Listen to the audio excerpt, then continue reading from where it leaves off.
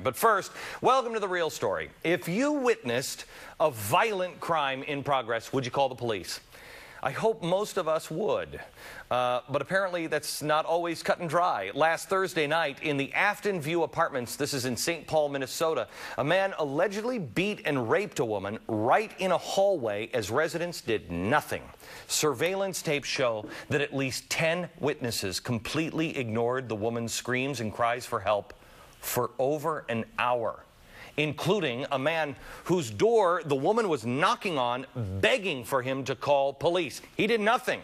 In what has to be one of the worst excuses of all, the suspect, who claims the whole thing was just a big misunderstanding, defended himself by saying that if he wanted to assault the woman, he would have done it in the apartment, not the hallway.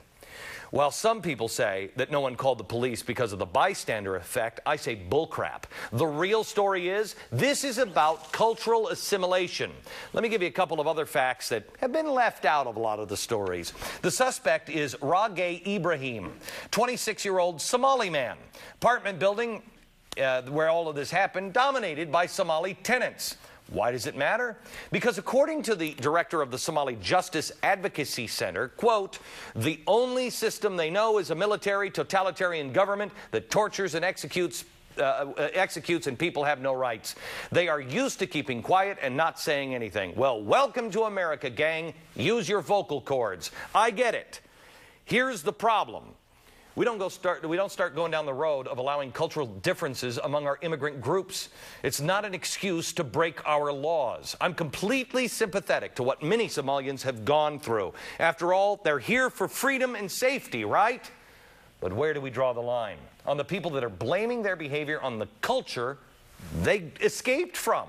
We don't let someone who has been molested their whole life go out there and molest others. And if the country he came from stones women to death for adultery, do we let them pick up rocks? I don't think so.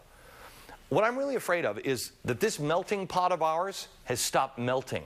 That instead of an expectation of assimilation, we've reached a point where people just will group together based on their race or religion or ethnicity and form their own little enclave that is run with their own rules and traditions. Once that happens, we're no longer a country. We're just a collection of individuals on a continent. Tom Walsh is the Public Information Officer of St. Paul Police Department, and Zuhdi is from the American Islamic Forum for Democracy. Gentlemen, both of you, let me start with you, Tom. Do you believe this was the culture of Somali that was there, or maybe even some sort of Sharia law where, you know, women just don't count? Was this the bystander effect? I mean, we had it happen in New York with, I think, 12 people in 1968 watched a woman be murdered. Or is this just a really scummy flop house? Which is it?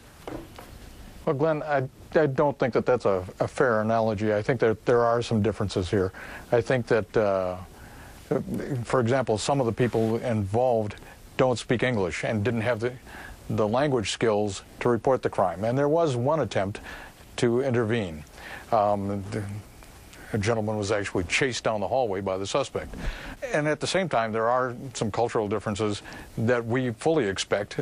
Nothing explains to me how 10 or 12 people, I don't care what language you speak, 10 or 12 people walking by for over an hour while a woman is assaulted. It has nothing to do with your race. It has nothing to do with where you're from. It has nothing to do with your religion. It has everything to do with decent... But there are some things, I think, that are exacerbating, at least to some degree. And, you know, I gotta tell you, a lot of cultures here over time, Tom, and we fully expect that this is going to be resolved. Tom, you've got a city right now where you've got the 5 imams we're from, you got cab drivers who won't pick up dogs, you have supermarket clerks that don't want to check out or scan pork. I mean, you're on the verge here in Minneapolis, St. Paul, of losing control of your city.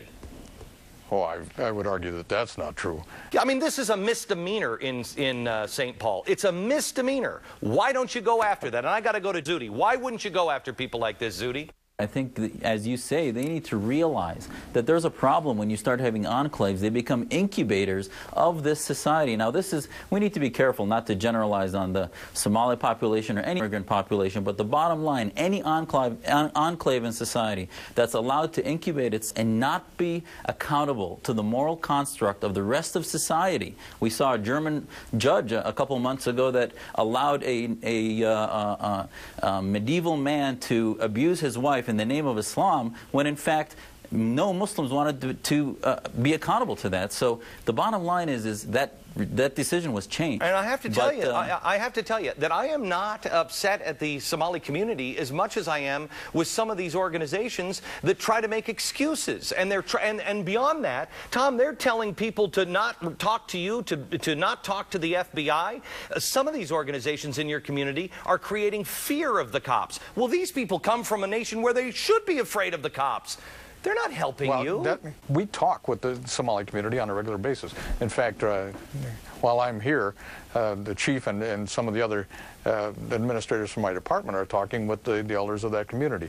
And if you'd let me make the point that some 20 years ago, a large number of Southeast Asians came to this country, and we had similar problems. And if you were to drive down University Avenue today, what you'd see is a large business area that has been revitalized by the energy of that community. I have to tell you, I am not blaming the cops. I expect that's the same thing that's going to happen. I'm not blaming the cops. I'm frustrated because people are in bed with political correctness and these groups that have vast different agenda than the Somali immigrants do or the cops do. Last word to Zuhdi. This is kind of stuff we're seeing in Europe, and this is the beginning of what happened to England. Am I wrong, Zuhdi? No, you're not. I mean, this is the slippery slope that we're entering into, which is accommodation is sort of the creeping influence of sectarian wishes and demands. You see it now with CARE. CARE just reopened their chapter in Minneapolis. Why? Because they see the political expediency of demanding rights on the behalf of minority, which actually, if they're allowed to assimilate, if they're allowed to be accountable as a community, and I would ask Mr. Walsh to actually be careful in that. Don't take the leaders they dish out to you. Talk to the grassroots of the community and get them involved, because they may have been hijacked by a community that wants to exploit political Islam and quote-unquote lead their community, when in fact they have another political agenda, and it's called political Islam. Zuhdi, thank you very much. Tom, thank you very much. It is to switch gears here, incredible.